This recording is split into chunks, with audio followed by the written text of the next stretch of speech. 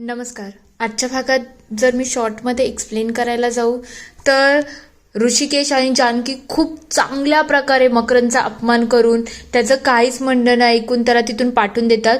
जानकी तर तोंडावर बोलते, दोघात तिसरा नको, आता तू निघ. एवढं सगळं झाल्यानंतर माया मकरंदवरती चिडणार आहे की बाबा तू चुकीचं केलं, तुला अशा गोष्टी नव्हत्या करायला पाहिजे, तुला तिथे मनवायला पाठवलं, तुम्ही कांड करून आला. तर मीनवाईल सारंग सौमित्र सुद्धा जानकी आणि ऋषिकेशची मदत करणार आहेत. चला बघूया डिटेलमध्ये आजच्या एपिसोडमध्ये काय काय घडले. नमस्कार. आजच्या भागात आपण बघणार आहोत. इकडे ऋषिकेश मकरंदला म्हणत असतो, जानकी म्हणाली ना तर तुम्ही इथून निघून जा.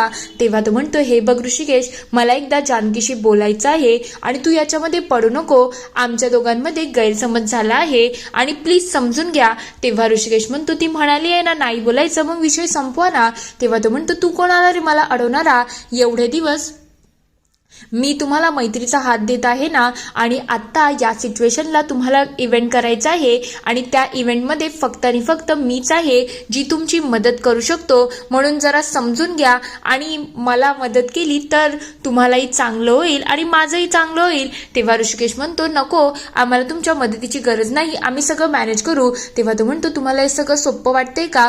पण नाही आहे. म्हणून तर मी सांगतोय, मी तुम्हाला इव्हेंटमध्ये मदत करू शकतो आणि त्याच्यामुळे तुमचाच फायदा होणार आहे. ऋषिकेश, जरा स्वतःच्या फायद्याचा विचार कर. तेव्हा ऋषिकेश म्हणतो, मला नाही करायचा माझ्या फायद्याचा विचार. एकदा जानकी म्हणाली ना नाही म्हणजे नाही, विषय संपला. तुम्ही का बार बार तेच करत आहात? एवढ्या दिवस मी तुम्हाला इज्जतीत आणि रिस्पेक्ट देऊन बोलतोय, पण आता मकरंद बस झालं तुझं, तू आता निघ इथून, आम्हाला तुझी गरज नाही आहे.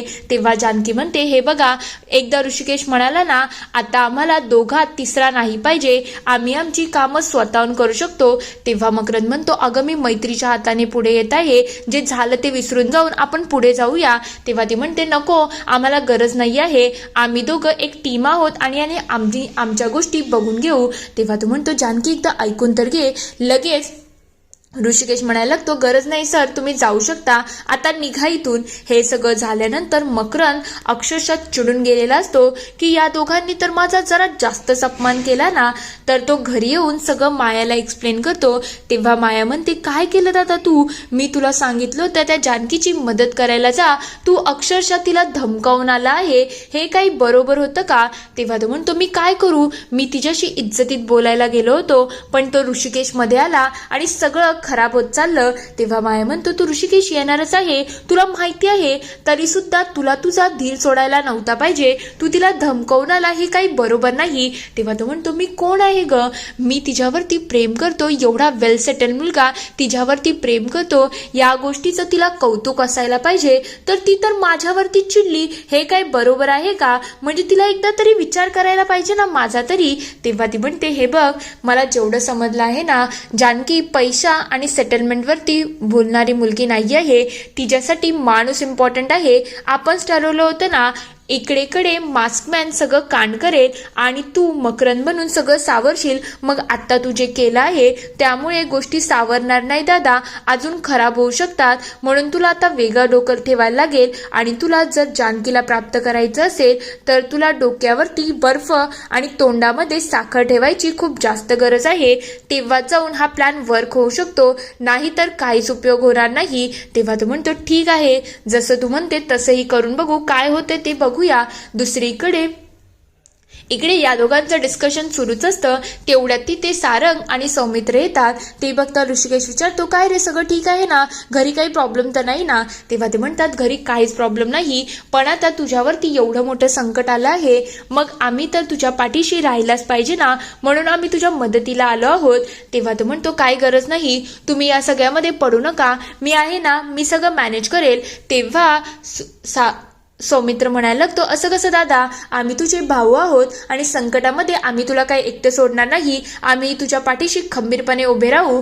तेव्हा ऋषिकेश नाही करत असतो, पण जानकी त्याला समजते, हे बघ ऋषिकेश, आता आपल्याला विश्वासू माणसांची खूप गरज आहे आणि तू तुझ्या भावापेक्षा कोणावरती जास्त विश्वास ठेवू शकतो आणि प्रॉब्लेम 10 लाखाचा खूप मोठा आहे, आपल्याला मदतीच्या हातांची गरज लागणार आहे आणि तुझे भाऊ नक्कीच आपल्याला मदत करतील. तेव्हा ते सगळे तिला थँक्यू थँक्यू म्हणतात. तेव्हा जानकी म्हणते आता आपण एक टीम आहोत. सगळे खूप खुश होऊन एक दुसऱ्याला टाळ्या देतात. तेव्हा ऋषिकेश म्हणतो बोला आता काय तुम्ही प्लॅन केला आहे, जे काही असेल ते सांगा, पण काय करायचं ते आपणच ठरवू. तेव्हा सारंग सांगायला लागतो दादा आपल्याला असं वाटते की मस्तपैकी बॉक्स क्रिकेट आयोजन करावा. तेव्हा तो म्हणतो मलाही तेच वाटत होतं.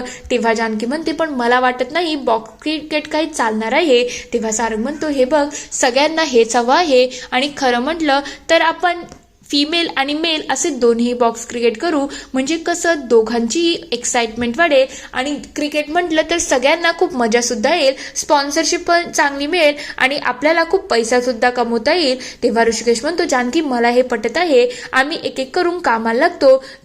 तेवढ्याच सारंग आणि सौमित्र सांगायला लागतात आम्ही काही पोस्टरही छापले आहेत, आता आम्ही गावभर ते वाटतो आणि बघतो काय आहे. पण जानकीला त्यांचं हे सगळं म्हणणं थोडं खटकत असतं, तिला हे काही पटलेलं नसतं. दुसरीकडे सारंग आणि सौमित्र त्याच्या कामाला लागतात. सारंग काही मुलींना ते पॅम्पलेट देतो आणि म्हणायला लागतो आम्ही मुलांचं आणि मुलींचं क्रिकेट आयोजन केलं आहे, मग तिथे खूप मजा येईल, तुम्ही येणार ना. तर दुसरीकडे इकडे ऋषिकेश इन्व्हेस्टरला भेटायला गेलेला असतो. तेव्हा तो म्हणतो क्रिकेटचं आयोजन केलं आहे सर आणि त्याच्यामध्ये तुम्हाला तर माहिती आहे लोकांच्या जिव्हाळ्याचा विषय आहे आणि याच्यासाठी तर सगळेजण एक्सायटेडच असतात. इकडे सौमित्र सांगत असतो हे बघा मॅम आमच्या इथे जेंट्स आणि बॉईज म्हणजे जेंट्स आणि गर्ल्स दोघांचेही क्रिकेट सामने आहेत, मग तुम्ही सुद्धा याला आले तर खूप चांगलं वाटेल. इकडे इन्व्हेस्टर म्हणायला लागतात हे बघा अशा आमच्याकडे खूप फायदे आहेत, शब्दांच्या बरोबर माझ्याशी खेळू नका. खरं म्हटलं तर जे लोकांना हवं आहे काहीतरी वेगळं पाहिजे. क्रिकेटचे तर खूप सारे सामने होत आहेत, मग त्याच्याने लोकांना वीट आला आहे, वेगळं काहीतरी आणा ज्याच्याने लोक एक्साइट होतील. तेव्हा तो म्हणतो सर एकदा बघा तरी. तेव्हा ते काही ऐकायला तयार नसतात. दुसरीकडे सारंग इकडे विचारत असतो तुम्ही येणार ना. तेव्हा ते म्हणतात हे बघा त्या व्यतिरिक्त आम्ही मालिका बघू, आम्हाला क्रिकेटमध्ये काडी मात्रही रस नाही. इकडे त्या मॅडम सुद्धा म्हणायला लागतात बरोबर आहे, हे सगळं काही इंटरेस्टिंग नाही आहे, असे कितीतरी सामने होतात आणि याच्यामध्ये काही युनिक सुद्धा नाही आहे. सगळे त्यांना पॅम्पलेट परत देतात. तेव्हा सारंग सौमित्र थोडे हारून गेलेले असतात.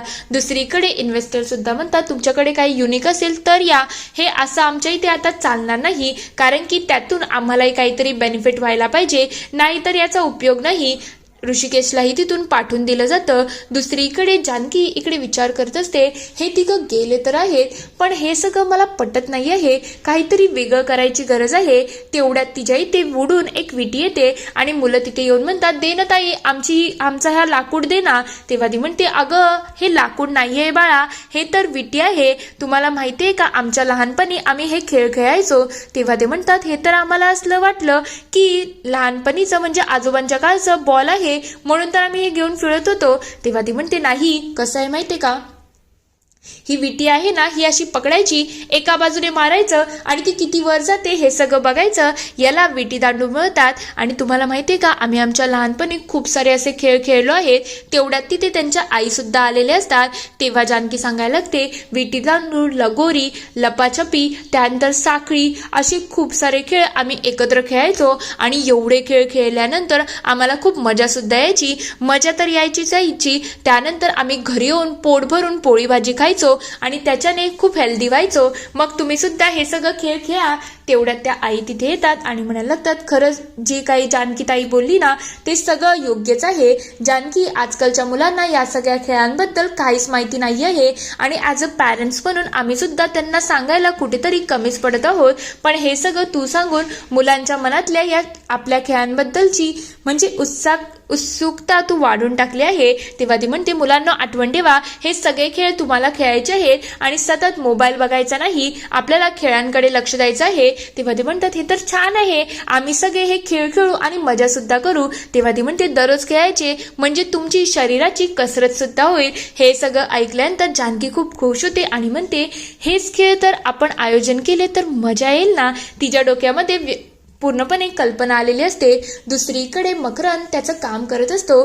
तेवढ्यात तिथे माया येते आणि म्हणायला लागते दादा तुला कळलं का त्या ऋषिकेशने गावामध्ये बॉक्स क्रिकेट आयोजन करायला घेतलं आहे.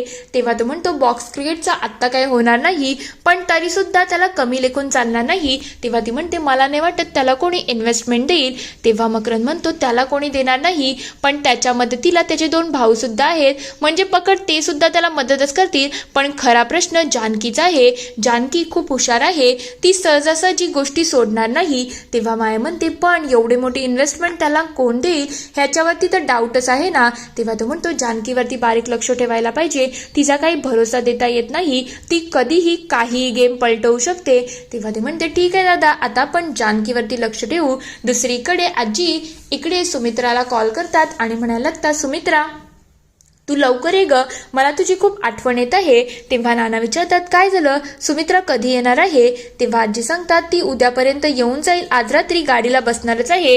तेव्हा ते म्हणतात ठीक आहे, सुमित्रा आली की पुढचं बोलता येईल आणि तसंही सुमित्रा असली तर घरामध्ये थोडं छान सुद्धा वाटतं ना. तेव्हा ती विचारते मला एक सांगा नानासाहेब, तुमचा ऋषिकेशवरती जीव आहे मी ॲग्री करते, पण तरीसुद्धा तुम्ही सारंग आणि सौमित्रला तिकडे पाठवायची गरज नव्हती. पूर्ण गाव ऑलरेडी ऋषिकेशवरती चिडलेला आहे, मग त्याच्यामध्ये ओल्या कचऱ्याच्या बरोबर सुकं झाड सुद्धा जळून जातं, असं काही व्हायला नको. तेव्हा नाना म्हणतात मला माहिती आहे तुम्हाला ऋषिकेश आवडत नाही, कारण की तो माझ्या पहिल्या बायकोचा मुलगा आहे म्हणून तुमची त्याच्यावरती माया नाही, पण तुमच्याच मुलीने तिन्ही मुलांवरती एकदम एकसमान माया लावली आहे आणि ऋषिकेशवरतीचं तिचं जरा जास्तच प्रेम आहे, म्हणून तर त्याचे भाऊ त्याच्यासाठी उभे राहतीलच. या गोष्टीमध्ये काहीच चुकीचं नाही आहे आणि मला असं वाटतं यावेळेला ऋषिकेश काहीतरी चांगलं करूनच दाखवेल, माझा त्याच्यावरती पुरेपूर विश्वास आहे.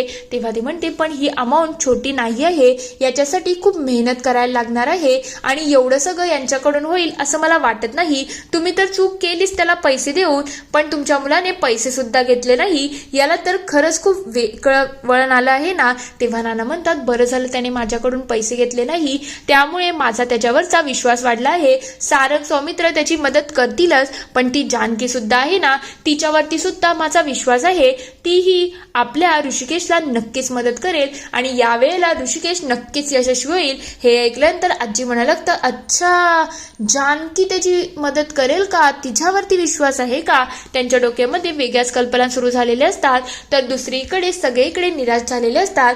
जानकी त्यांच्यासाठी भजी बनवून येते आणि विचारते काय झालं, काय रिस्पॉन्स आहे गावकऱ्यांचा सांगा की.